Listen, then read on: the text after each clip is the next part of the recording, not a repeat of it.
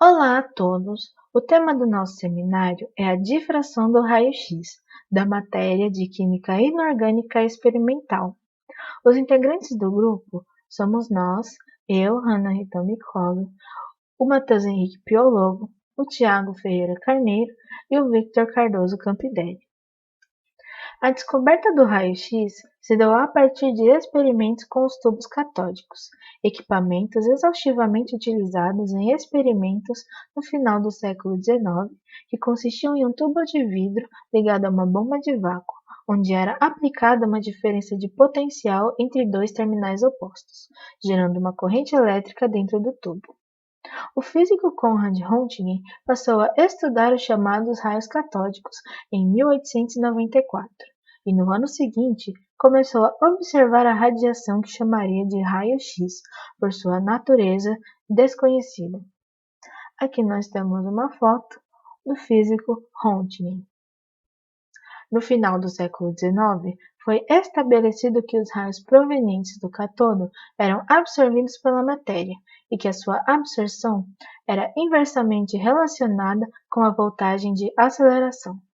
E mais, incidindo essa radiação em alguns cristais, era provocada a emissão de luz visível, chamada de fluorescência. Em 1896, Thomson demonstrou que os raios provindos do cátodo eram compostos por pequenas partículas carregadas negativamente. E aqui nós temos uma imagem do tubo de Crookes.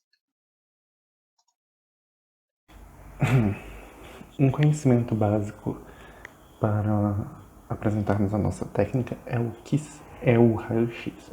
O raio-x é uma onda eletromagnética, né, tal como a luz visível, tal como o infravermelho, a luz UV, só que ele possui um comprimento de onda da ordem de 0,01 a 10 nanômetros.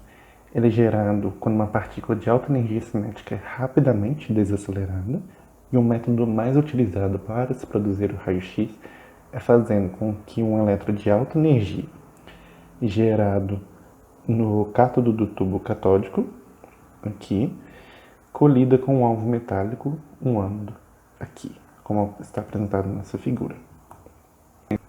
Outro conhecimento necessário para entendermos a técnica de difração de raio-x é o fenômeno da difração, que é um encurvamento sofrido por uma onda quando ela encontra obstáculos regularmente separados à sua propagação, como a gente consegue ver nesse GIF aqui, onde a gente tem uma onda que encontra os obstáculos regularmente separados e aí sofre um encurvamento. Esses obstáculos eles devem ser capazes de dispersar a onda e devem possuir espaçamentos comparáveis em magnitude ao comprimento de onda. Logo, se a gente está falando de raio-x que tem comprimento de onda entre 0,01 nanômetros a 10 nanômetros, estes obstáculos devem estar espaçados nessa mesma medida, entre 0,01 a 10 nanômetros. A difração é uma consequência de relações de fase específicas estabelecidas entre duas ou mais ondas que foram dispersas pelo obstáculo. Então, por exemplo, nessa figura aqui, quando a gente tem a crista dessa onda ocupando a mesma posição da crista da outra onda, a gente vai, na soma das duas, haverá uma interferência construtiva e essa onda vai se tornar maior. Na verdade, a amplitude da onda vai ser 2 vezes maior que as ondas originais, que vão ser somadas. Enquanto que nessa imagem aqui, nós temos a crista de uma onda coincidindo com o vale de uma outra onda. E na soma das duas a gente tem uma interferência destrutiva. Isso a gente pode ver pelo GIF aqui, nessa imagem, onde houve a soma, onde as ondas estão em fases e as cristas das ondas se somaram, você tem essa propagação aqui, onde houve uma interferência destrutiva, ou seja, onde a crista de uma onda coincidiu com o vale de uma outra, você teve uma interferência destrutiva e você não vê a propagação dessa onda, que é nessas regiões aqui e aqui, por exemplo. Outro fenômeno necessário para explicarmos a difração de raio-x é a dispersão. Sabendo que o raio-x é uma onda eletromagnética, a gente pode também falar que ele é constituído de fóton. Quando o raio-x encontra um elétron, esse elétron vai absorver o fóton, sendo levado a um estado excitado. Um outro elétron aqui de uma camada superior vai passar a ocupar o local onde o elétron excitado antes se ocupava.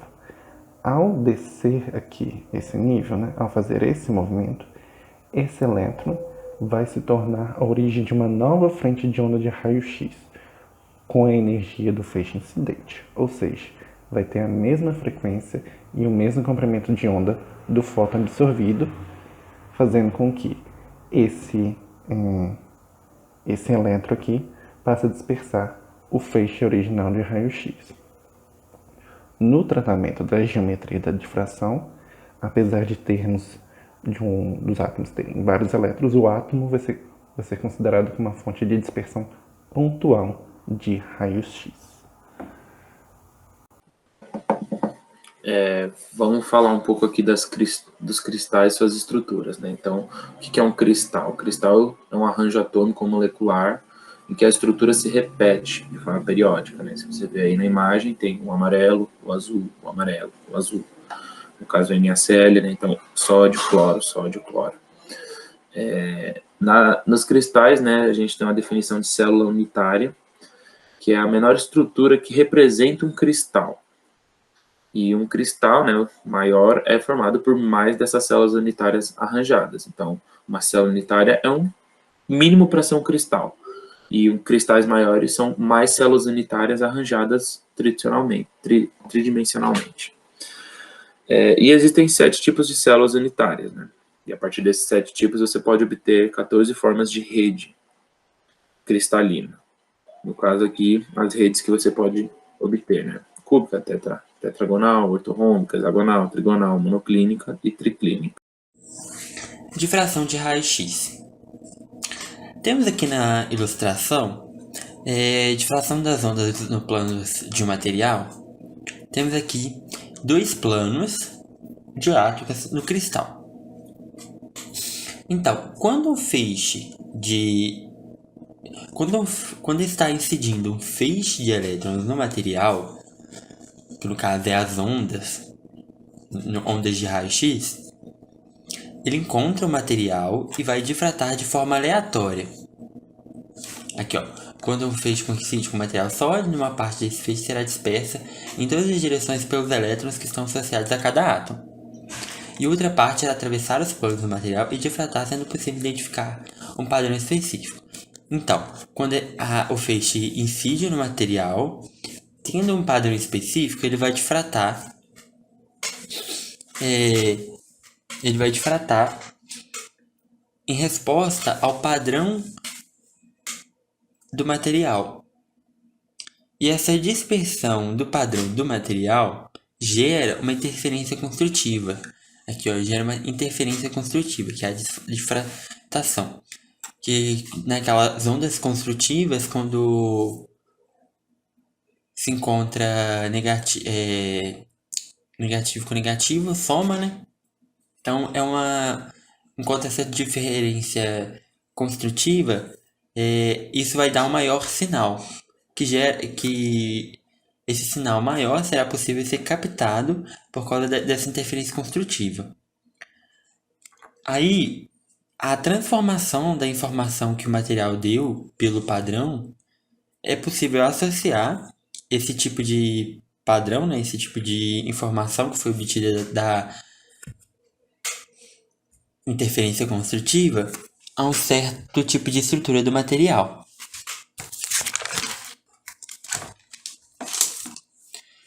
Então, 2 ondas paralelas em fases, elas vão incidir no material. Por exemplo, uma vai incidir no átomo P e a outra vai incidir no átomo Q. Vamos lá, assim, a onda ela vai chegar no P e vai pegar e vai difratar. Agora aqui nessa segunda 2 aqui, ó, na segunda incidência, ela vai chegar aqui, ó, nesse ponto que tá na mesma ponto que o P, vai continuar indo e vai até o Q e depois vai continuar difratando até T, que está no mesmo ponto de P, e vai continuar difratando.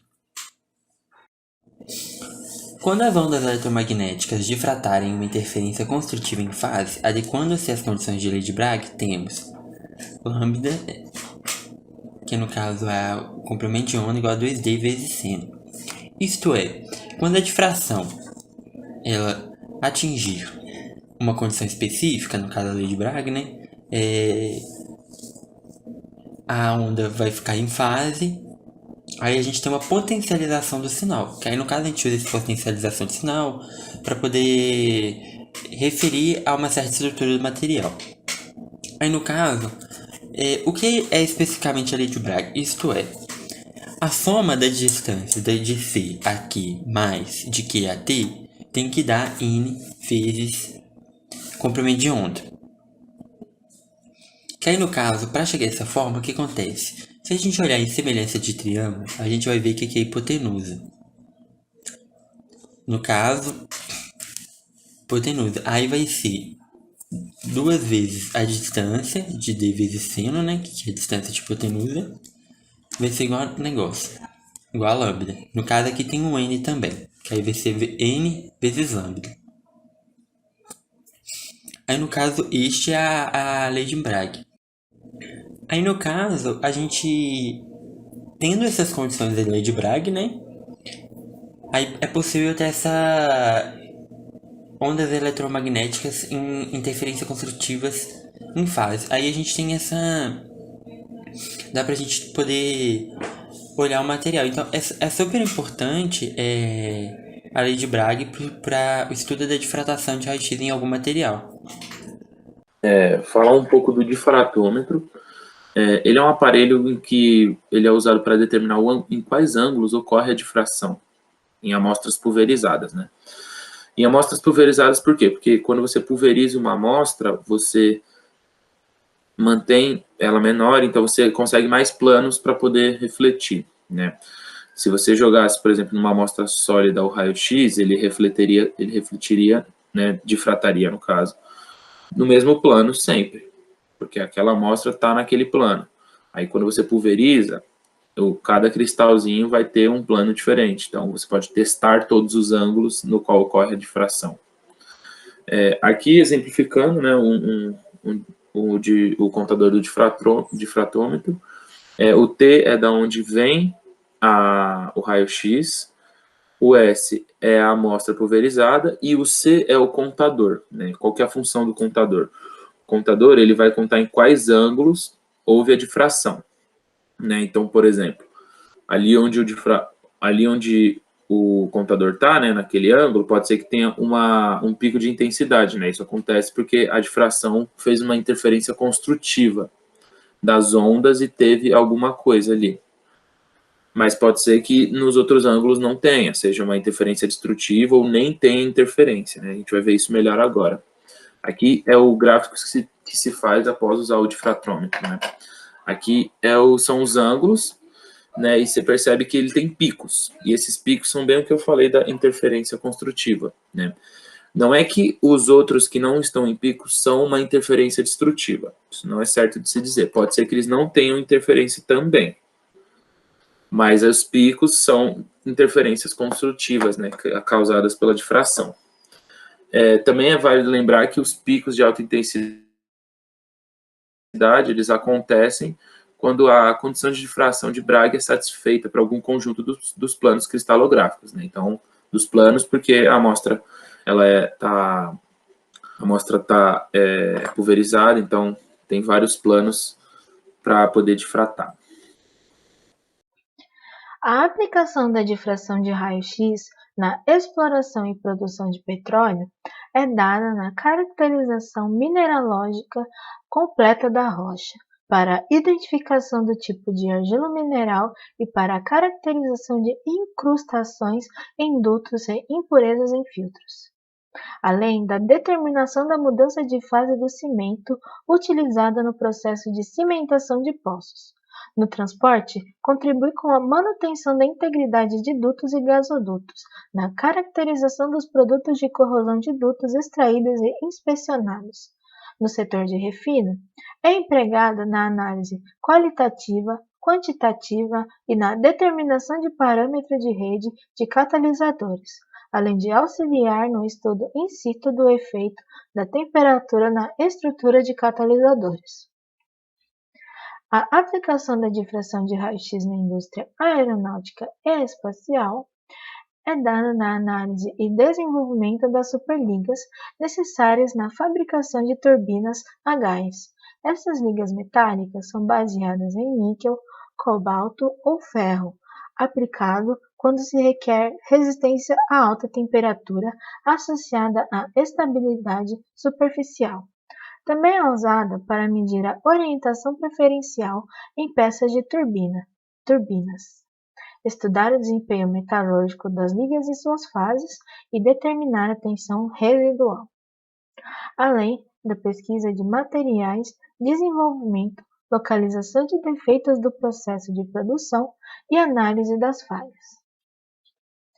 Outras aplicações da difração de raio-x nos setores industriais são metal e mecânica, mineral e cerâmico, em polímeros e compósitos, na nanotecnologia e nos setores industriais químicos, em materiais luminescentes, detergentes e materiais de limpeza, na museologia e arqueologia, ciência forense e laboratórios alfandegários. Aqui nós temos uma figura da aplicação da difração de raio-x na caracterização de nanotubos de titanato. Aqui nós temos as referências que utilizamos no nosso seminário e gostaríamos de agradecer a nossa professora Kelly e também a todos que assistiram.